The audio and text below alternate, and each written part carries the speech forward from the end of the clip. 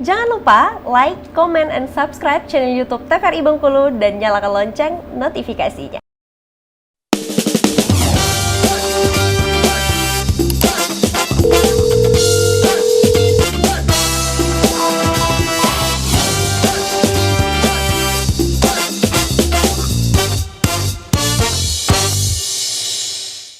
Masih pemirsa, Anda masih setia bersama kami tentunya di Dokter Kito, bersama kita sehat. Kita masih membahas perihal tumbuh kembang anak, masih bersama Dokter Bella hari ini.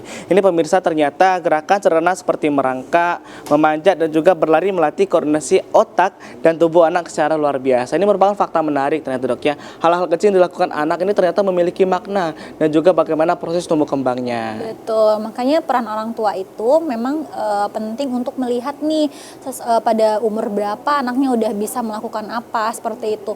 Bahkan menangis aja itu tuh orang tua juga harus tahu nih, ini tangisan karena memang anaknya lapar atau misalnya haus atau memang dia tangisan karena kesakitan. Itu biasanya memang beda seperti itu. Ini memang sebagai orang tua harus lebih aware lagi dok ya. Hal kecil seperti ini ternyata memiliki makna yang luar biasa ketika tumbuh kembang anak ini. Ini kita lanjut lagi dok ya, kesalin dia kita hari ini di tumbuh kembang anak. Nah, untuk yang penting dari perkembangan itu adalah ini ya, milestone perkembangan anak ya. Jadi apa saja nih yang udah bisa dilakukan anak usia seusia 3 bulan pada motorik kasar, motorik halus, sosialisasi dan juga bahasa yang dia lakukan ya. Contohnya yang pertama adalah usia 3 bulan nih. Seharusnya pada usia 3 bulan, pada motorik kasarnya itu, anaknya itu sudah bisa yang namanya mengangkat badan, ya, mengangkat badan sendiri, ya, mengangkat badan sendiri. Terus pada motorik halusnya tangannya sudah mulai terbuka. Terus kalau dikasih stimulasi nih, misalnya kayak di ajak komunikasi, anaknya itu bisa senyum secara spontan gitu.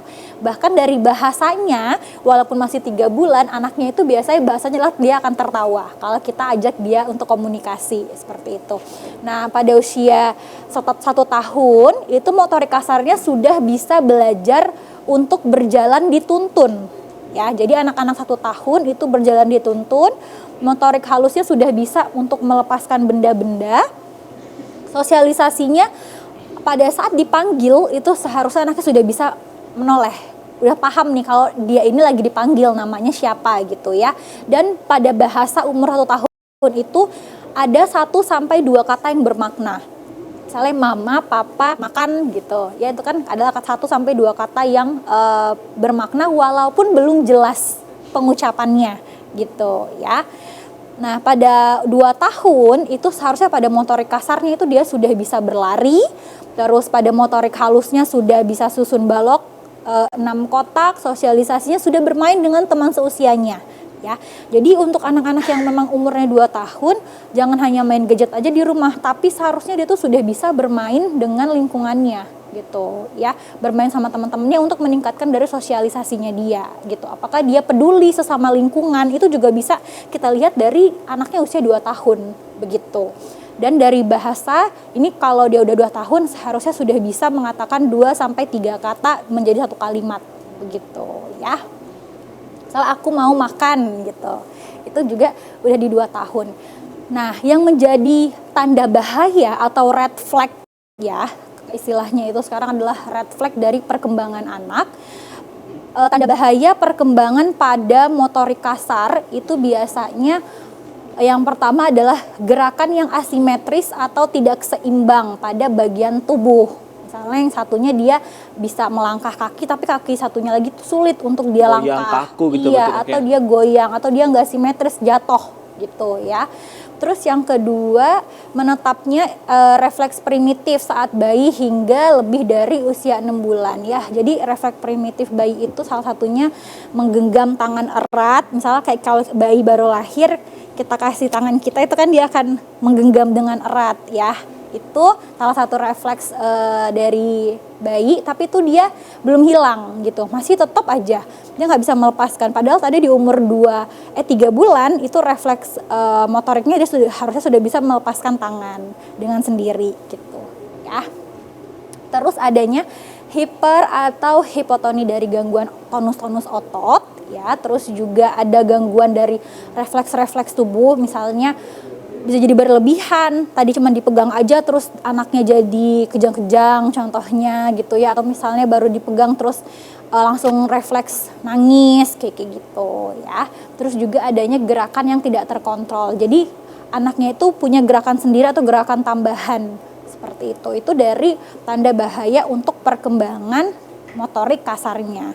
Nah, terus ada lagi sekarang yang namanya tanda bahaya dari gangguan motorik halus. Ya, kalau yang halus tadi itu kan dia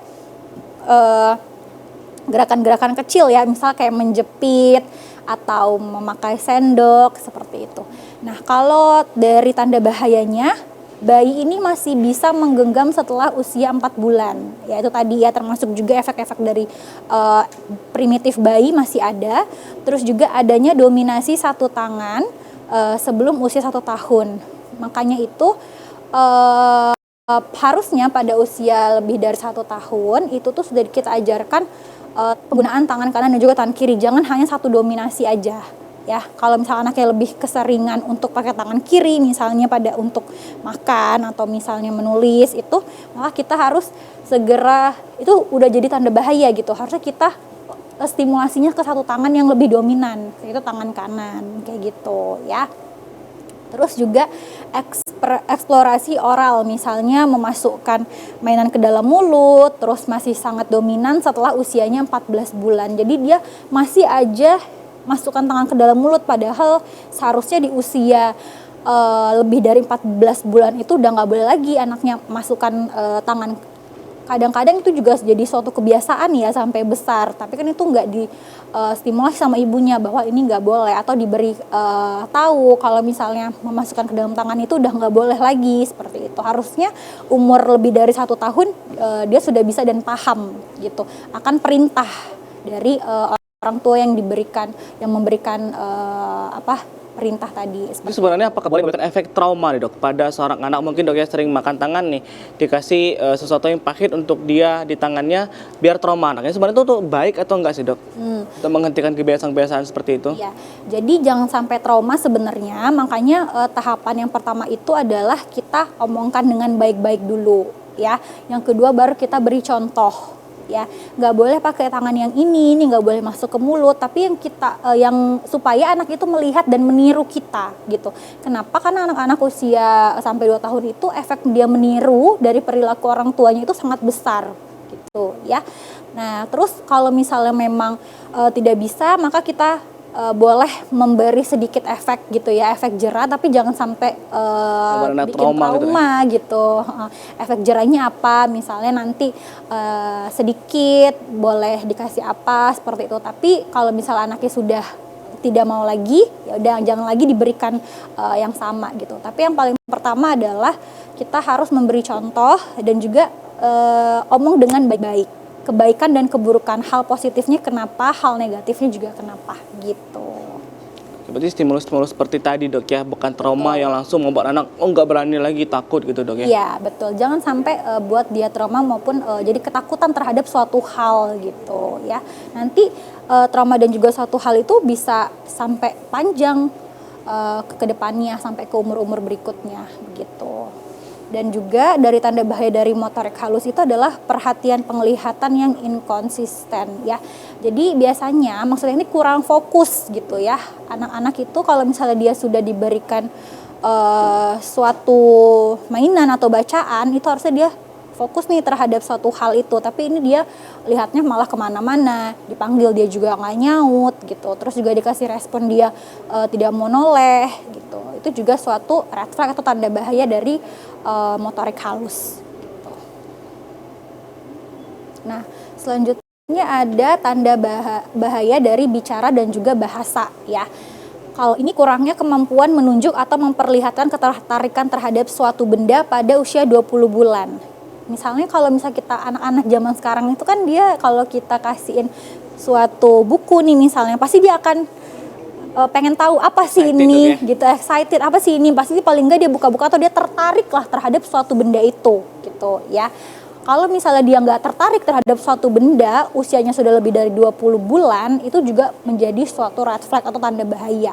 Terus yang kedua adalah ketidakmampuan membuat frase yang bermakna setelah 24 bulan. Nah, ini yang suka tadi ya, harusnya pada usia 24 bulan atau 2 tahun anak itu sudah bisa merangkai 2 sampai 3 kata menjadi satu kalimat. Nah, kalau misalnya ketidakmampuan membuat suatu frasa yang bermakna, itu sudah bisa menjadi red flag. Makanya ada yang bahasanya itu speech delay seperti itu ya. Terus juga suka ibu-ibunya khawatir, padahal normalnya itu satu kalimat itu tuh hanya dikatakan dalam 24 bulan. 2 sampai 3 kata menjadi satu kalimat itu pada usia 2 tahun. Tapi ini anaknya 1 tahun, karena tetangga anaknya itu sudah bisa ngomong lancar di umur 1 tahun, jadi ibunya khawatir. Padahal normalnya itu kalau bermasalah itu lebih dari umur 2 tahun gitu.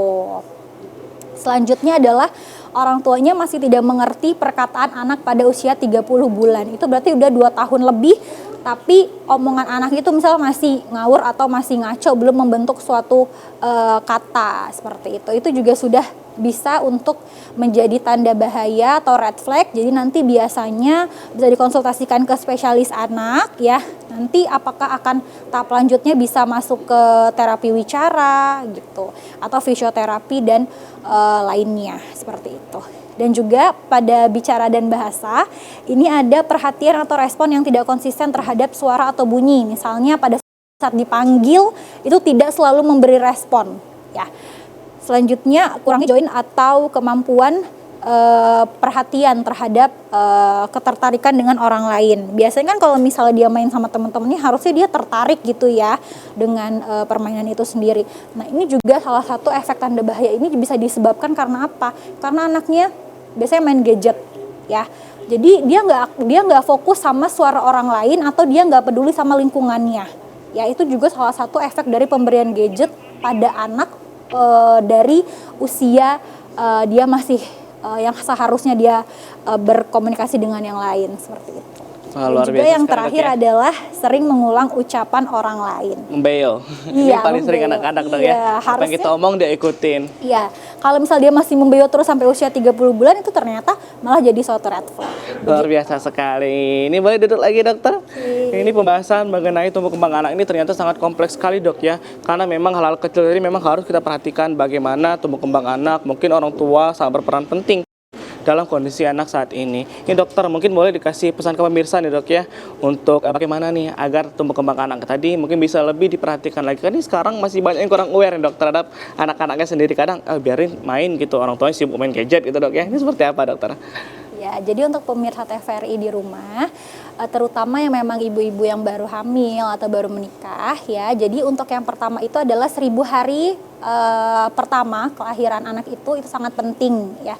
Karena itu adalah tempat untuk pertumbuhan dari organ-organ dan juga dari terutama adalah pertumbuhan otak. Ditambah dengan stimulus. Jadi untuk orang tua diperhatikan tetap untuk memberikan stimulus kepada anaknya. Misalnya orang tuanya juga sibuk bekerja atau misalnya ada pengasuh, maka berikanlah stimulus yang positif, diajarkan, karena anak-anak itu sangat mudah menangkap pada usia-usia sampai usia batasnya 2 tahun seperti itu. Jadi lakukan hal-hal positif, terus juga tunjukkan juga ya, karena anak ini kan suka meniru perilaku dari orang tuanya ya kan. Jadi kita yang sebagai orang tua itu juga harus menirukan hal-hal yang lebih positif gitu, dan juga hal-hal yang baik kepada anaknya supaya dia nggak ngelihat nih misalnya. Jadi kalau memang perilaku orang tua ini sangat berpengaruh sekali, dok ya, bagaimana anak-anak tadi bisa terbentuk untuk sifatnya mungkin lebih baik lagi ke depannya. Betul. Terima kasih, dokter Bella hari Jangan ini. lupa ini ya, kita kan mau punya generasi emas Mas ya 2045, kan, dok ya. 2045, dan itu juga pondasi awalnya adalah dari anak-anak. Anak-anak, luar biasa sekali. Terima kasih, dokter Bella hari ini sudah mencerahkan tentunya ya untuk pembahasan kita hari ini, dan juga membuka mata kita hari ini pemirsa bahwa tumbuh kembang anak adalah proses yang kompleks yang penuh harapan, karena ada peran orang tua, peran lingkungan, dan juga peran orang sekitar untuk tumbuh kembang anak ini. Karena memang target kita adalah menuju Indonesia Emas tahun 2045 dan semoga tercapai, karena dimulai dari anak-anak, pondasi awal untuk bisa membentuk Indonesia Emas 2045 ini. Dan pemirsa, akhirnya saya Rendy Supriyadi mewakili kerabat kerja yang bertugas mohon pamit undur diri. Terima kasih dan sampai jumpa.